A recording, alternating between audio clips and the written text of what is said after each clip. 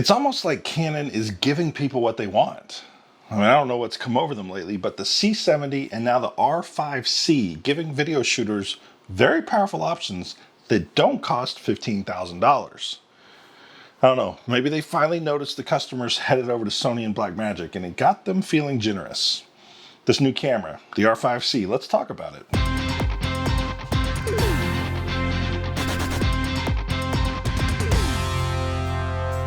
So Canon just announced the EOS R5C, and it's a very interesting camera. Since I'm in the market to buy a camera for 2022 video projects, I definitely had to check out the newest lineup to the Canon cinema camera lineup. Now this video represents my initial thoughts about the new camera in comparison to the other camera I'm likely to buy, which is the Canon C70. It's the middle of January in 2022, and I don't have an R5C and haven't tested it, so all my thoughts are based on initial material available online. And if you're new around here, welcome. My name is Kendrick and I run a small creative content company called Vertical River in Atlanta, and I make videos about gear that helps us get through this digital life. It all comes down to what kind of stuff do you shoot. If you are a true hybrid shooter that wants both great photo capabilities and great video capabilities in the same body, the Canon EOS R5C might be for you. Now, you might be somebody like me that prefers to have two different camera bodies, one for each type of content making. I rarely need to shoot both video and photo so quickly that I can't change bodies. In fact, I have a Blackmagic system for shooting video and a Fuji system for shooting photos.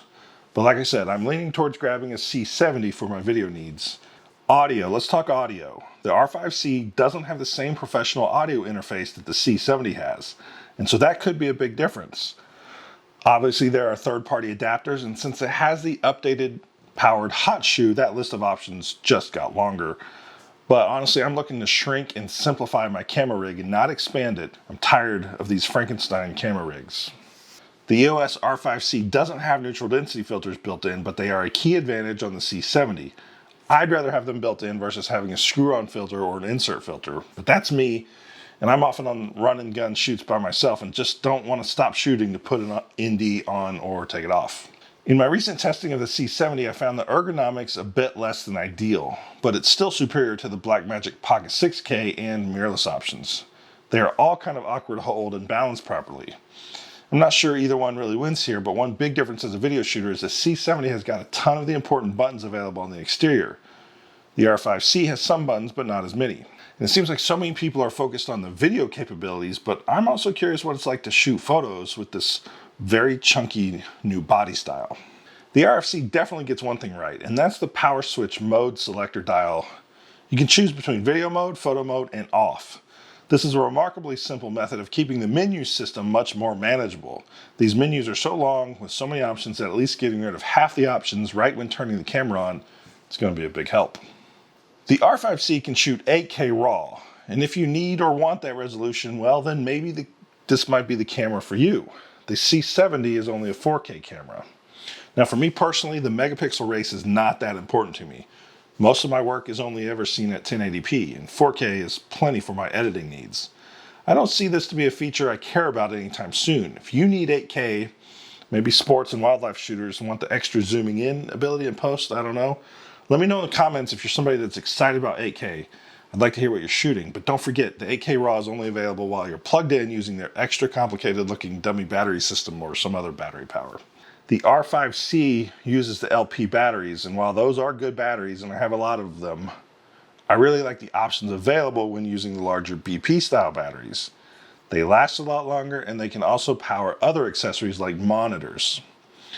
So I don't fault Canon for sticking with the LP series, but this is one area where, for me, the C70 is a better choice for my video needs. Let's talk about card slots.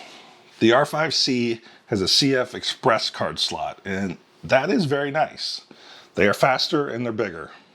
They're also more expensive. Of course, you need faster and bigger to record that high resolution, so it makes sense that they chose to put a CF Express card slot. It also has an SD card slot. The C70 has dual SD card slots, and I'd probably rather have CF Express, but it's just not that big of a deal for me right now, in 2022. Now the image quality. It's hard to beat the image quality on the R5C. It's a very good stills camera.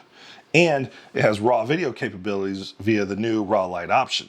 Now, I still have a lot of learning to do in the raw light feature, so I'll save that for the experts and perhaps revisit that in another video if I do end up getting an R5C. Dynamic range. The C70 edges the R5C a bit here due to having C-Log 2, but it's not a big deal to me personally, as C-Log 3 is good and I often don't shoot in log anyway. I'm open to this changing as I am used to shooting in B-RAW, but we shall see in the future regarding codecs. Now, sensor size. Full frame is undoubtedly a nice option to have. If given the choice between two comparable cameras and one is a full frame and one is Super 35, I'd likely choose the full frame. But there are so many factors that are more important to me personally. I care more about the ergonomics and the audio capabilities. I care more about the built-in ND filters and the battery life. So you have to look at each camera as a whole and then decide. So for me, overall, I'd say it's the C70. I've wanted a camera with this feature set for a long time, and I'm about ready to pull the trigger. But I was curious what this new camera with the Canon Cinema logo on it would be. And now that I know, it's clear to me that the right camera for my video needs in 2022 is the Canon C70. I might get an R5C a little further down the road as a B cam that can also serve as a mighty damn good stills cam as well. But I think there will be some competition for that spot in my gear bag due to the rumored and upcoming Fuji X-H2. I hope this video may have given you a bit of perspective on what another small video production company is thinking, and I look forward to chatting further in the comments. Thanks for watching.